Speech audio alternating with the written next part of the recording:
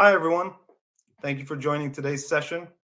My name is Danny, and I work with LinkedIn as the Senior Account Director on Enterprise for Tech and Telco, based out of Dubai for the MENA region.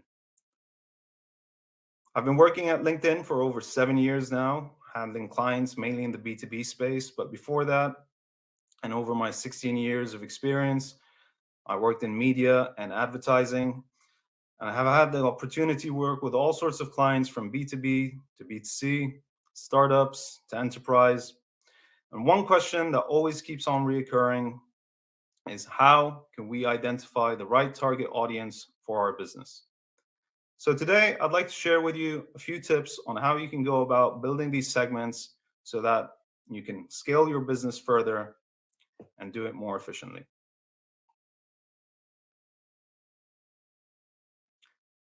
Let's start off with defining our audience. Who are they really? Many businesses usually build their audience segments based on who they think is going to buy their products, who's going to be signing the check, who's going to be paying out of their wallet. But if you think of it, there are many more personas that are involved in this process. There are the people who are actually going to be using your product. There are the people who are going to be implementing your product. And then there are the obvious people who are going to be signing the checks. So let's take the example of a CRM system. If you are in the market for selling CRMs, there are going to be different people at the company you're targeting who are going to be using this audience, using this service or this product on a day-to-day basis, so that they can do their jobs easier. And those are usually probably in the sales function. But then you have people in IT who are going to have to implement this CRM system, and they're going to need to make sure that it works with all the other tech stack that they have. They're also going to want to make sure that it adheres to all the cybersecurity and privacy terms that they have. And finally, you have the business decision makers, or the check writers. And these are usually top management who are really concerned about savings for their company, scaling out their business, and revenue growth. And the way you segment these audiences obviously means you talk to them at very different levels and with very different messages. So you need to understand how they behave on a day-to-day basis and how they're going to be consuming your product or service, and when and how basically they're going to be doing that. The next tip I'd like to share with you is to consider the white space. Who's been left out really? And this is something that a lot of companies do at times. There's always the primary audience that they want to basically go after. But you can also all agree that there are secondary audiences and tertiary audiences that people always overlook or don't prioritize. And these are also very dynamic because they keep shifting and changing over time. Let's take the example of video conferencing tools. Over the pandemic, obviously, that became front and center. We had a whole host of companies offering all these new services to customers for video conferencing and remote working. But all of a sudden, the primary audience was no longer your IT decision makers. The primary audience that wanted to use this software were the day-to-day employees of the companies. So companies had to quickly shift their priorities and make sure they were speaking to these end users who are going to be working remotely, and make sure they clarify that their tools or their product were the easiest to use. So always make sure that you're keeping these in your consideration set. And there's also a very easy way for you to make sure you size up that audience. Always, you can tap into free tools that are out there so that you're able to look at audience sizes. These are usually available online, like with platforms such as Google or Facebook or even LinkedIn. And you're able to basically look at the potential audience size that you can go after and what that could translate in revenue for you. And my final tip here, which I probably skipped over, but I was definitely wanted to emphasize, is you need to make sure you test. Because identifying new growth options will only come and make itself clear to you as an opportunity if you test, and test some more. And with tests, obviously, come learnings that you are able to apply further down the line as you evolve your business. My third tip basically revolves around the messaging that you're going to talk with audiences. And this really ties in with everything I just spoke to earlier. You need to make sure that the content that you're putting out there is informative. And this is probably one of the biggest pain points that I faced over the 16 years in my business. I always try and ask my clients, what is it in for the audience? What is it in for the customer? What is the clear value proposition? And the usual answer I get is, "Oh wow, well, our product or our service has all these amazing features, and it has a battery life of I don't know how much, or cloud solution storage of I don't know how many gigabytes, and cutting edge technology and AI." Well, that's great, fine. I'm sure those are really important differentiating factors and unique selling points. But very rarely do people put that in a language that their audience can relate to the challenges that they have.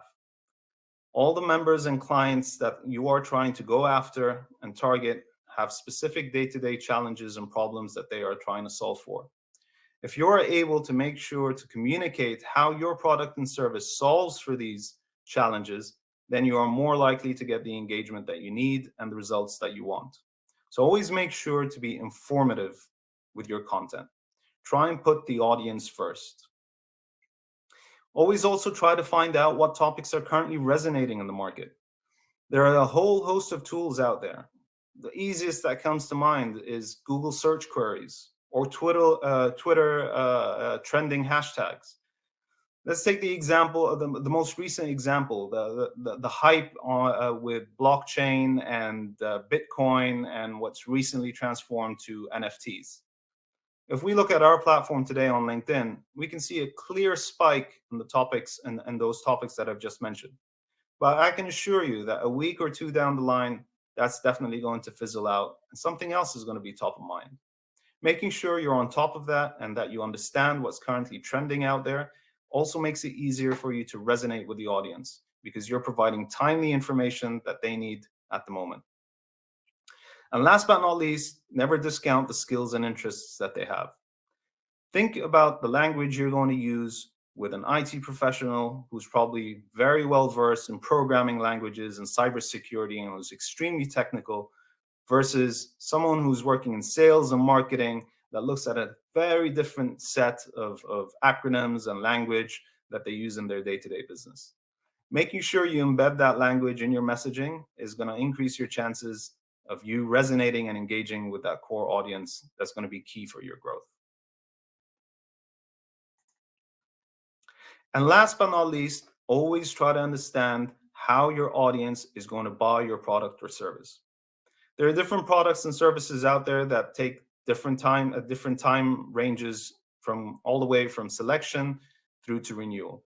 A very basic example, a cloud solution can take almost 2 years to implement in an enterprise size company, whereas a laptop purchase or an app download can take much, much shorter and can be done within a week.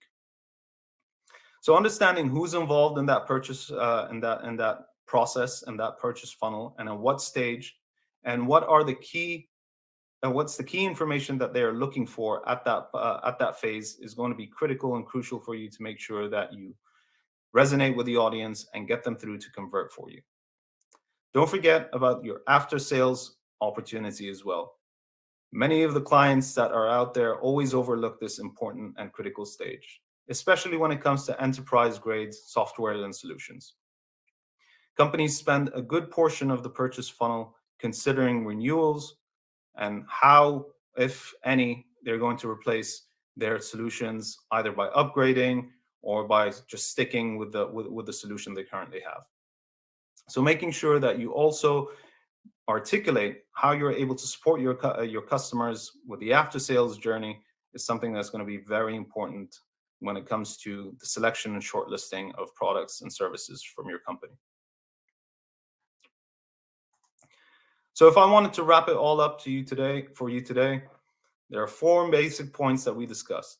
Defining your audience, making sure you consider everyone from primary to secondary to tertiary who's going to be using your product and service, who's going to be implementing it, and who's actually going to be signing off on that check or purchase order. Considering the white space, understanding what topics are out there that are resonating with your audience, what they care about, and finally, Understand how your audience buys, and never forget about the after sales segment of that purchase funnel. Thanks for joining us today. I hope you enjoyed that content. Right now, I'd like to invite Assad to join me again for a Q&A. Thank you very much for sharing your insights, Danny. That was really insightful, and I'm sure the audience have taken a lot away from this very engaging session. My So, pleasure. just to jump into some of the questions over here, and I'm sure you get asked some of these quite a lot.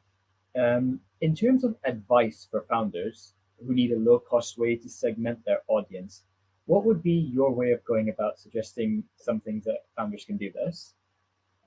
Well, first, obviously, for startups, I understand that costs are going to be a big issue for them. And what I suggest here and recommend is start off with your organic media or your organic base.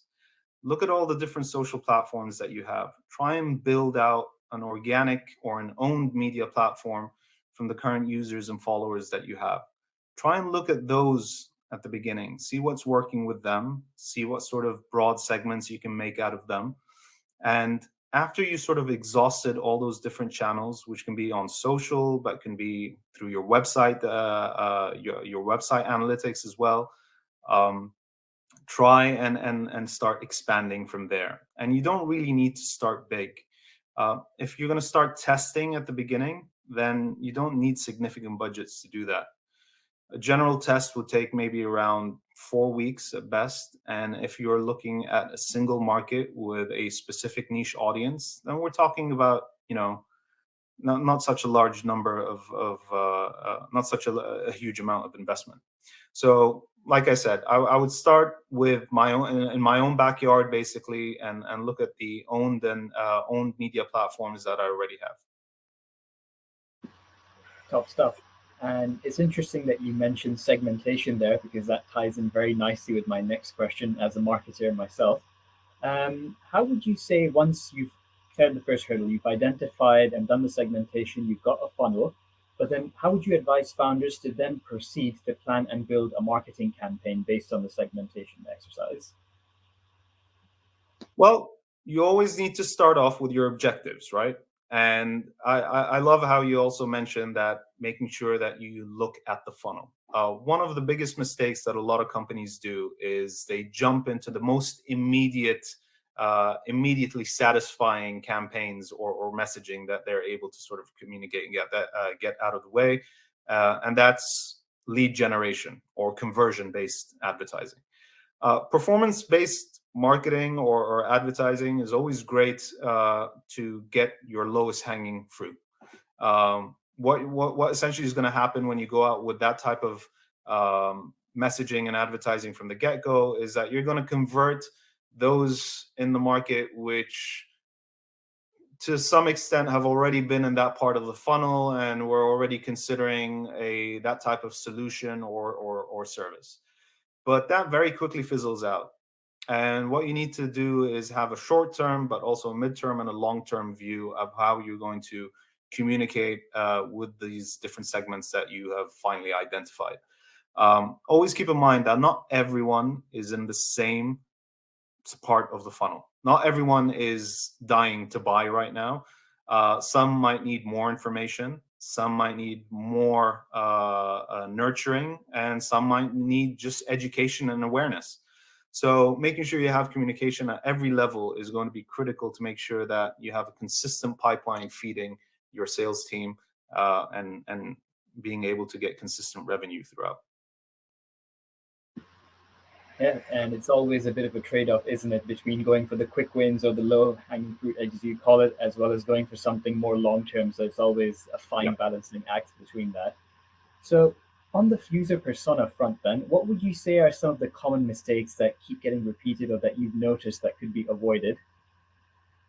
So what I just mentioned is obviously the first and probably the most common mistake that a lot of brands do is they assume that everyone is in the same part of the funnel, everyone is ready to convert right now, and that usually what they usually see is spikes in conversion, but that sort of fizzles out, and then they come back to us like, what's happening? Why are cost per leads spiking or cost per conversion spiking? So making sure you have that full funnel approach is going to be critical to make sure that you're continuously leading your audiences and segments through that funnel down to conversion. So that's the first sort of big pitfall that I see a lot of companies, even the most advanced and digitally mature, fall into. The second mistake that a lot of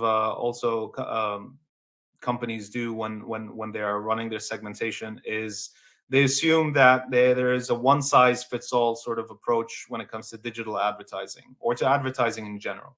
So they might take a TV ad, let's say, that they or a video, a generic video, and just sort of slap it on every social platform and go live with it. And that doesn't necessarily make sense because people have different mindsets when they are on different platforms. So a very basic example: think about your personal usage of platforms. Why you go to LinkedIn, what versus why you go to Facebook versus why you go on Twitter. There are different utilities to these platforms that serve different purposes for individuals. So making sure that you have messaging that is consistent with that utility is going to be important. Basic example could be, if I'm on Facebook, I want to be entertained, but if I'm on LinkedIn, I want to be educated and informed or learn about my next big job opportunity, for example. So always keep that in mind, basically, as you go out. Those are the two biggest pitfalls that I usually see repeating over and over. And it's very interesting that you identify it, because there's always that risk that companies, they tend to do that one size fits all approach. And especially in the era we live in with all the personalization and customization, it really is becoming a very dinosaur approach to how to market. Just since we're pressed for time a little bit, but I do want to close off with one last question, which would be great to hear from you about. What advice would you give to founders who are thinking about user segmentation and acquisition, but for the first time, as in they've just gone to market? So how can they be close to nailing the audience that they're looking to target and the user base they're looking to set? Well, I'll just sum it up very nicely in 3 words: test, test, and more testing. Because without testing, you are unable to build the learnings that are going to be critical for you to sort of continue to scale and grow your business. So don't be afraid to test and experiment. Amazing stuff. Thank you so much for your insights, Danny. That was great to have that. And I'm sure the audience have also really taken on a lot today in terms of user personas and some of the pitfalls to avoid, which you've identified. Thank you very much. Thank you for having me. Our absolute pleasure.